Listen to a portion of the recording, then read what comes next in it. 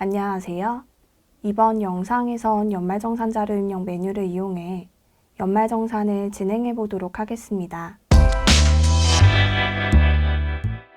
지난 영상에서 총급여를 확정했기 때문에 각종 소득 및 세액공제를 적용해서 결정세액을 계산해 최종적으로 차감징수세액을 계산하게 되는데요. 먼저 총급여에서 근로소득 공제금액을 차감해서 근로소득금액을 계산합니다.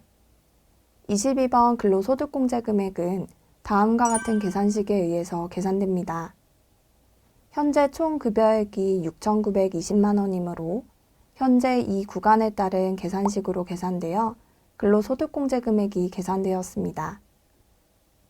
근로소득공제는 한도가 2천만원이므로 만약 총급여가 3억 6,250만원을 초과할 경우 근로소득공제 금액은 2천만원으로 반영되는 점 참고해 주시기 바랍니다. 다음으로 인적공제인 기본공제와 추가공제를 계산해 공제합니다. 인적공제는 부양가족 명세 탭에 반영된 설정값에 따라 기본공제 금액과 추가공제 금액으로 반영되는데요. 기본공제에 속하는 본인, 배우자, 부양가족은 인당 150만원씩 공제됩니다. 그리고 추가공제인 경로우대는 인당 100만원, 장애인은 인당 200만원으로 공제되며 부녀자 공제는 50만원, 한부모 가족 공제는 100만원으로 공제됩니다. 그럼 인적공제와 관련 있는 부양가족 명세 탭을 보도록 하겠습니다. 부양가족 명세 탭에는 연말정산 자료 입력에 사원을 불러왔을 때 사원 등록에 등록된 가족 중에서 연말정산 대상에 체크된 가족이 불러옵니다. 사원 등록에 입력하지 못한 부양가족은 연말정산 자료 입력 메뉴에 바로 입력하거나 사원 등록에 추가로 등록하고 연말정산 자료 입력에 불러올 수 있습니다. 연말정산 자료 입력에 사원을 반영한 상태에서 이렇게 사원 등록에 부양가족을 추가로 등록했다면 연말정산 자료 입력에서 해당 사원을 체크하고 상단 새로 고침, 부양가족 항목을 선택해 적용하면 사원 등록에 추가로 입력한 가족 정보가 불러옵니다. 다만 해당 기능은 새로운 주민등록번호로 등록된 부양가족만 추가하는 기능이므로 사원 등록 메뉴에서 기존에 등록했던 부양가족 정보가 변경되었다면 연말정산 자료 입력 메뉴에서 직접 수정하거나 연말정산 자료 입력에서 해당 가족을 삭제한 다음 새로 고침을 이용해서 다시 해당 가족을 추가하는 방법 중 하나를 선택해야 합니다. 단, 부양가족 명세 탭에서 가족을 삭제할 경우 입력되어 있던 공제 내역도 같이 삭제되므로 반드시 공제 내역 등록 여부를 확인하고 삭제하시기 바랍니다. 부양가족 명세의 모든 항목은 기본공제 및 추가공제와 연관이 있기 때문에 정확히 선택해 주어야 하는데요.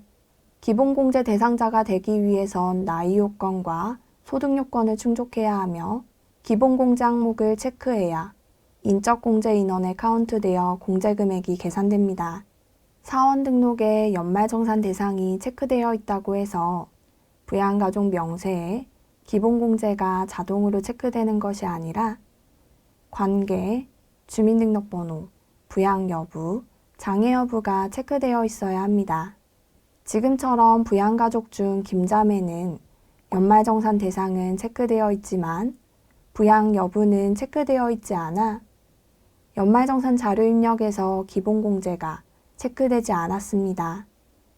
김자매처럼 인적공제 대상자는 아니지만 나이 요건과 소득 요건을 따지지 않는 의료비 세액공제를 공제받고자 한다면 지금처럼 등록해 주시면 됩니다. 연말정산 자료 입력에서 직접 부양가족을 추가하는 경우에는 해당 부양가족의 소득 요건이 충족하는 것으로 가정해서 나이와 부양 관계만을 가지고 기본공제가 자동 체크됩니다. 부양관계는 코드관리 메뉴, 인사 모듈, 관계 구분에 등록된 정보가 반영되며 이에 대한 자세한 사용 방법은 연말정산 사전작업 영상을 참고해 주시기 바랍니다. 장애인이라면 체크박스에 체크하는 것이 아니라 장애인 구분에서 항목을 선택하면 장애인란이 같이 체크됩니다. 그리고 기본공제 대상자에 해당하는 부양가족만 추가공제도 받을 수 있기 때문에 기본공제의 체크와 추가공제의 체크는 같이 동작됩니다. 지금처럼 박엄마가 소득 요건이 충족되더라도 나이 요건은 충족되지 않아 기본공제에 해당하지 않지만 장애인은 나이 요건을 적용하지 않기 때문에 장애인으로 선택하면 자동으로 기본공제까지 체크됩니다. 경로우대는 기본공제 대상자 중 70세 이상인 경우 자동 체크되고 자녀공제는 기본공제 대상자 중 7세 이상, 20세 이하인 자녀가 있다면 자동 체크됩니다. 이 자녀 수에 따라서 자녀 세액공제도 계산됩니다. 출산, 입양은 올해 출생하거나 입양 신고한 공제 대상 자녀가 있는 경우 첫째, 둘째, 셋째 이상 구분 중 하나를 선택합니다. 이때 모든 직계비속에 대해서 출산, 입양 구분을 선택하는 것이 아니라 반드시 2021년 출생 또는 입양한 자녀에 대해서만 선택해 주시기 바랍니다. 상단 부양가족 명세에 입력한 데이터에 따라서 하단 인적공제 탭에 기본공제와 추가 세액공제 인원이 자동 카운트됩니다. 이 중에서 부녀자 공제와 한부모 가족 공제를 보도록 하겠습니다. 우선 부녀자는 근로자 본인의 성별이 여성인 경우에만 활성화되며 사원 등록 메뉴, 급여 기초 탭에 있는 부녀자 공제 여부가 자동으로 반영되고 연말정산 자료 입력에서도 직접 변경 가능합니다. 부녀자 공제는 배우자가 있는 여성이거나 배우자가 없는 여성으로서 기본공제 대상 부양 가족이 있는 세대주일 경우 연 50만 원 공제가 가능합니다. 단 근로소득 금액 3천만 원 이하자에 대해서만 공제가 가능하므로 모든 조건이 부합하더라도 부녀자 공제가 적용되지 않는 소득자가 있다면 근로소득 금액이 3천만 원을 초과하는 것은 아닌지 확인해 보시기 바랍니다. 다음 한부모 가족 공제는 배우자가 없는 근로자로서 기본공제 대상자인 부양 자녀가 있는 경우 연 100만 원이 공제됩니다. 이때 부녀자 공제와 한부모 가족 공제는 중복 적용될 수 없는데요. 부녀자 공제와 중복 대상이 된다면 공제액이 큰 한부모 추가 공제를 선택하시기 바랍니다. 현재 이지수 사원처럼 부녀자 공제와 한부모 가족 공제 모두 해당하는 경우라서 한부모 가족을 해당으로 변경하려는데 지금처럼 비활성화되어 있다면 부녀자를 먼저 비해당으로 변경하고 한부모 가족을 해당으로 변경합니다.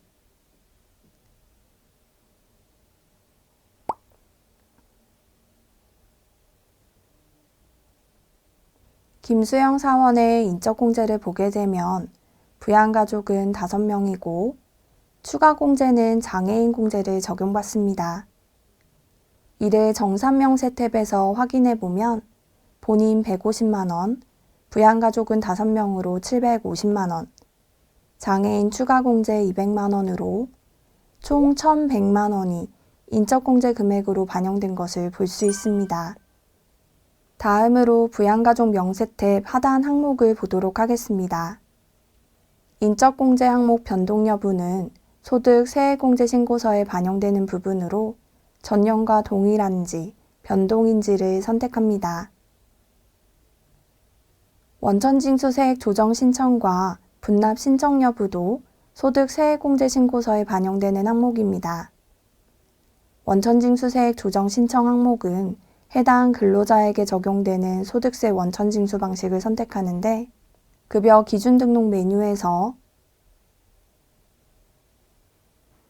급여 과표 조정의 세액 조정 항목 및 사원 등록에 급여 기초 탭, 세액 조정 항목에 설정된 내역이 있다면 해당 정보값으로 반영됩니다. 그리고 분납 신청 여부는 연말정산 결과 차감징수세액이 10만 원을 초과하는 근로자가 분납을 신청한 경우에 신청으로 선택합니다. 원천징수세액 조정 신청과 분납 신청 여부는 상단 일괄 적용 버튼을 이용해서 일괄 변경이 가능합니다.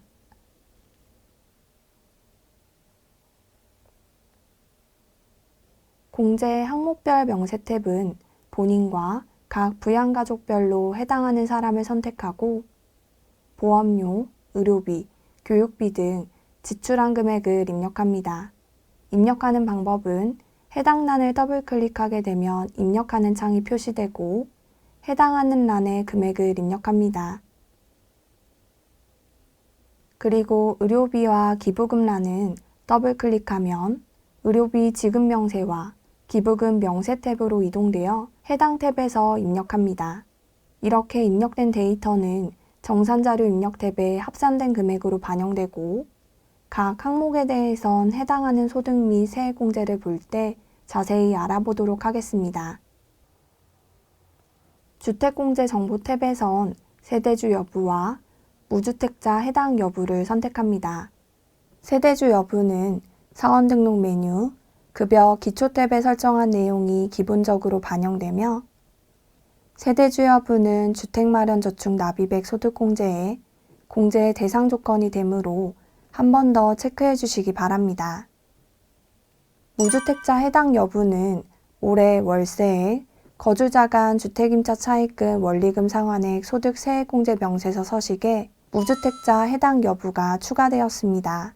따라서 월세 세액공제를 적용받는 사원의 경우 이 항목을 해당으로 변경해서 신고해 주시기 바랍니다. 다음으로 연금보험료 공제를 보도록 하겠습니다. 연금보험료 공제는 국민연금 보험료와 공적연금 보험료 공제로 구분됩니다. 여기에 반영되는 금액은 정산자료 입력 탭에 국민연금과 국민연금 외 공적연금란에 반영되어 있는 금액이 불러옵니다. 국민연금란에는 급여 계산할 때 공제했던 금액과 종전 근무지 탭에 입력된 금액이 불러옵니다. 급여 계산에 입력된 금액을 연말정산 자료 입력에 반영하기 위해선 계산식 등록 메뉴에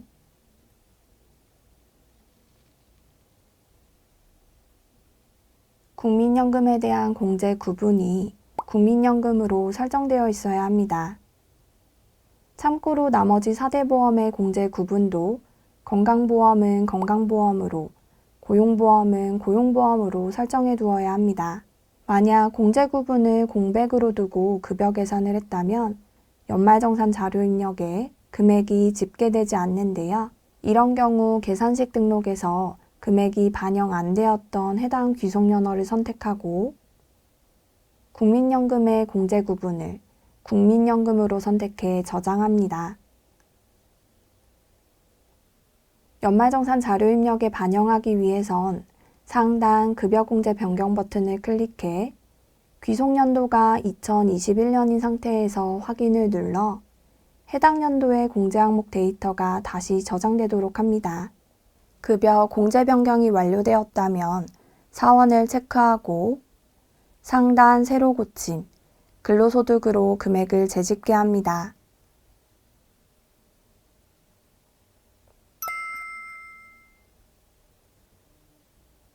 국민연금 지역란에는 국민연금 보험료 지역 납입금액이나 급여 계산에서 처리하지 못한 금액을 추가 입력하고 국민연금 외 공적연금인 공무원연금, 군인연금, 사립학교 교직원연금, 별정 우체국연금에 대한 보험료가 있다면 현재 보여지는 화면에 맞는 항목에 금액을 직접 입력합니다. 이 중에서 사립학교 교직원연금은 계산식 등록에서 공제 구분을 사학연금으로 설정하고 급여 계산 메뉴에 해당 공제 항목에 입력한 금액이 있다면 반영됩니다. 연금보험료 공제는 전액 공제에 해당하지만 현재 화면에 나와 있듯이 연금보험료 공제 및 연금계좌 세액공제는 후순위로 공제되는 점 참고해 주시기 바랍니다. 다음으로 특별소득공제에 해당하는 항목을 보도록 하겠습니다. 먼저 건강고용보험료 공제입니다. 건강장기요양보험료와 고용보험료에는 급여계산 메뉴와 종전 근무지탭에 입력된 건강, 고용, 장기요양보험료 금액이 불러옵니다. 국민연금과 마찬가지로 계산식 등록의 공제 구분이 알맞게 설정되어 있어야 해당하는 금액이 불러오며 건강보험료 같은 경우 4월에 정산된 금액을 징수 또는 환급해주기 때문에 건강보험료 정산 항목을 추가로 만들어서 사용하고 계실 텐데요. 연말정산 자료 입력에 해당 금액도 불러오려면 이때도 계산식 등록의 공제 구분을 정산 성격으로 설정해야 합니다. 건강보험 정산은 공제 구분을 건강보험 환급으로 설정하고 국민연금 정산은 국민연금 정산, 고용보험 정산은 고용보험 정산으로 설정합니다. 급여에서 처리하지 못한 건강보험, 고용보험이 있다면 부양가족 명세에서 근로자 본인을 클릭하고 하단 공제 항목별 명세에 보험료란을 더블클릭합니다. 그리고 건강지역, 고용지역란을 이용해 추가 입력해 주시기 바랍니다. 이렇게 반영된 건강 고용보험료 금액은 정산명세 탭에서 확인했을 때 33번 보험료 항목에서 대상금액과 공제금액이 반영되는 것을 볼 수 있는데요. 건강 고용보험료는 전액공제이고 지금처럼 공제할 수 있는 근로소득금액이 남아있는데도 정산명세 탭에서 공제금액이 반영되지 않는 경우가 있습니다. 이 부분은 65번 표준세액공제와 연관이 있습니다. 해당 사원은 표준세액공제 13만 원이 적용되었기 때문에 특별소득공제에 해당하는 건강고용보험료가 공제되지 않습니다. 정산자료 입력 탭에서 표준세액란을 더블클릭해보면 참고사항에 표준세액공제는 근로자가 특별소득공제, 특별세액공제, 월세세액공제를 신청하지 않은 경우 연 13만 원을 근로소득에 대한 종합소득 산출세액에서 공제한다고 되어 있습니다. 1번과 2번 중 근로자에게 유리한 쪽으로 적용한다는 내용으로 특별소득세액공제와 월세세액공제를 받는 경우와 표준세액공제를 받는 경우를 비교해서 결정세액이 더 작은 쪽으로 적용됩니다. 따라서 이 사원은 표준세액공제를 받을 때가 결정세액이 더 작기 때문에 특별소득공제에 해당하는 건강고용보험이 공제되지 않습니다. 다음으로 주택자금 공제를 보도록 하겠습니다. 주택자금 공제는 주택임차 차입금 원리금 상환액과 장기주택 저당 차입금 이자 상환액 항목에 입력합니다. 주택임차 차입금 원리금 상환액은 무주택 세대의 세대주인 근로자 또는 세대주가 주택 관련 공제를 받지 않은 경우 세대원인 근로자가 공제받을 수 있는 항목으로 국민주택 규모의 주택을 임차하기 위해서 금융회사와 대부업을 경영하지 않는 거주자로부터 차입한 차입금의 원리금 상환액을 입력합니다. 대출기관에서 차입한 경우에는 대출기관의 금액만 입력합니다. 그리고 거주자로부터 차입한 차입금은 금전 소비대차 계약 내용과 임대차 계약 내용에 상세 내역을 모두 입력해야 전자신고할 때 오류가 발생하지 않습니다. 해당하는 란에 금액을 입력할 경우 입력된 원리금 상환액의 40%를 연 300만 원 한도로 공제합니다. 그리고 거주자로부터 차입한 주택임차 차입금 원리금 상환액은 총급여가 5천만 원 이하인 근로자만 공제됩니다. 다음은 장기주택 저당 차입금 이자 상환액인데요. 주택을 소유하지 않았거나 1주택을 보유한 세대주 또는 세대주가 주택 관련 공제를 받지 않은 경우엔 세대원이 공제받을 수 있는 항목으로 주택을 취득하기 위해 당해주택의 저당권을 설정하고 금융기관 등으로부터 차입한 장기주택 저당차입금 이자 상환액이 있다면 정산자료 입력 탭에 장기주택 저당차입금 이자 상환액 항목을 더블클릭해서 최초 차입일과 상환기간 그리고 상환 방식에 따라 구분해서 입력합니다. 세법이 개정되어 장기주택 저당차입금 소득공제 대상주택과 주택 분양권의 가액 기준이 5억 원으로 통일되어 대상이 확대되었으므로 해당 소득공제 대상이 되는지를 한 번 더 체크해서 입력해 주시기 바랍니다. 장기주택 저당차입금 이자 상환액은 전액 공제되지만 최초 차입일과 상환 기간에 따른 공제 한도가 달라지며 주택임차 차입금 원리금 상환액, 장기주택 저당차입금 이자 상환액, 그리고 주택마련저축공제는 종합한도를 적용받습니다. 종합한도를 적용받는 주택마련저축공제는 그 밖에 소득공제에 있는 주택마련저축 납입액을 더블클릭해서 입력합니다. 종합한도를 먼저 확인해보면 주택임차 차입금 원리금 상환액 공제금액과 주택마련저축공제 금액을 합산해 연 300만 원 한도가 적용되고 주택임차 차입금 원리금 상환액, 장기주택 저당차입금 이자 상환액, 그리고 주택마련저축공제는 연 300만 원부터 최초 차입일과 상환 기간에 따라 1,800만 원까지 한도가 달라지는 점 참고해 주시기 바랍니다. 주택마련저축공제는 근로소득이 있는 거주자로 총 급여액이 7천만 원 이하이고 과세연도 중 주택을 소유하지 않은 세대주가 본인 명의로 해당 연도에 납입한 금액을 입력합니다. 그리고 주택마련저축공제에 납입한 금액의 40%에 상당하는 금액을 공제하는데요. 각 구분별 납입액 한도는 청약저축과 주택청약은 연 납입액 240만 원 이하의 금액이고 근로자 주택마련저축은 월 납입액 15만 원 이하로 한도가 적용됩니다. 입력할 때 금융회사와 계좌번호는 필수 입력 항목으로 누락하지 않고 입력해 주시기 바랍니다. 공제금액은 정산명세의 40번 항목에 반영되는데요. 지금처럼 총급여 7천만 원 이하이고 차감 소득금액이 있는데도 공제금액이 반영되지 않는다면 세대주 여부를 확인해야 합니다. 주택마련저축공제는 세대주의 경우에만 공제가 가능하기 때문에 부양가족 명세, 주택공제 정보에서 세대주 여부를 확인해 주시기 바랍니다. 현재 주택청약 종합저축의 공제금액이 240만 원의 40%인 96만 원이 아닌 60만 원으로 반영된 이유는 아까 확인했던 종합한도가 적용되어 주택임차 차입금 원리금 상환액과 주택마련저축공제 한도가 300만 원이므로 주택임차 차입금 원리금 상환액에 240만 원을 차감하고 남은 한도가 60만 원이라서 그렇습니다. 다음으로 특별소득공제 마지막 항목인 기부금 2월분을 보도록 하겠습니다. 소득공제에 해당하는 2월 기부금은 2013년에 지출한 법정기부금, 종교단체 및 종교단체 외 지정기부금입니다.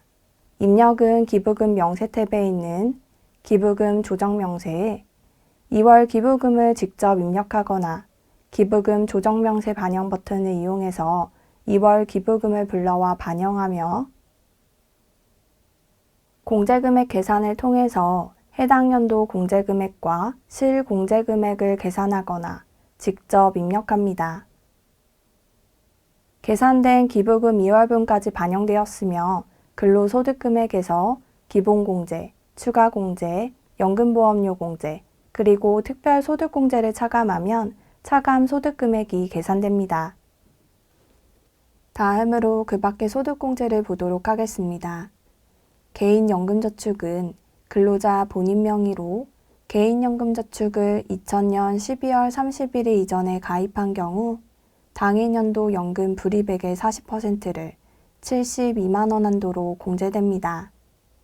정산자료 입력 탭 개인연금저축 불입액란을 더블클릭해서 입력하는데 해당 소득공제를 신청하는 경우에는 연금저축 등 소득 세액공제 명세서를 작성해야 하기 때문에 금융회사와 계좌번호, 납입금액을 상세하게 입력합니다. 다음은 소기업 소상공인 공제 부금입니다. 거주자 본인 명의로 소기업 소상공인 공제에 가입해서 납입하는 공제부금을 입력하고 해당 연도 공제부금 납부액과 공제 한도 중 적은 금액을 공제합니다. 근로소득금액에 따라 200만 원에서 500만 원으로 공제 한도가 차등 적용되고 2016년 1월 1일 이후에 가입한 경우에는 법인의 대표로서 총 급여액이 7천만 원 이하인 경우에만 공제가 가능한 점 참고해 주시기 바랍니다. 중소기업 창업 투자조합 출자를 보도록 하겠습니다. 거주자가 중소기업 창업 투자조합 등 조세특례 제한법 제16조 제1항 각호에 해당하는 출자 또는 투자를 하는 경우에는 2022년 12월 31일까지 출자 또는 투자한 금액을 공제할 경우 입력합니다. 투자 연도와 투자 구분에 따라 납입금액을 구분해서 입력하고 근로소득금액의 50%를 한도로 공제합니다. 거주자가 중소기업 창업투자조합 등의 출자 또는 투자한 금액이라면 10%를 공제하고 개인이 직접 개인 투자조합을 통해 벤처기업 등의 출자 또는 투자했다면 투자한 금액에 따라서 소득 공제율이 100%, 70%, 30%로 적용됩니다. 올해 연금저축 등 소득 세액공제 명세서 서식에서 중소기업 창업투자조합 출자 등 소득공제의 작성 방법 변경으로 인해 투자 구분란은 벤처, 조합 1, 조합 2, 총 3가지로 구분해서 작성합니다. 하단 참고사항을 보게 되면 투자 구분을 조합 2로 입력한 납입액은 조특법 제16조 제1항 제2호에 해당하는 금액으로 1인당 소득공제액은 최대 300만 원으로 적용된다는 내용을 확인할 수 있습니다. 중소기업 창업투자조합 출자의 내역을 입력할 때 금융기관과 계좌번호가 없다면 공란으로 두고 입력해도 되며 투자연도, 투자구분, 납입액을 입력합니다. 조합 2로 선택해 입력할 경우 공제 대상 금액은 공제 한도만큼 자동 계산되어 적용됩니다. 작년에도 조특법 제1항, 제2호에 적용되었다면 프로그램에서 해당 부분을 입력할 때 투자 구분은 일반으로 선택하고 한도 적용 대상을 해당으로 선택했었는데요. 올해부터는 조합 1과 조합 2로 구분해서 작성한다는 부분 참고해 주시기 바랍니다. 입력된 공제 대상 금액의 10%인 300만 원이 정산명세 41번 항목으로 반영되어 공제된 것을 볼 수 있습니다. 지금까지 종합소득공제와 그 밖의 소득공제의 각 항목과 입력 방법에 대해서 알아보았습니다. 감사합니다.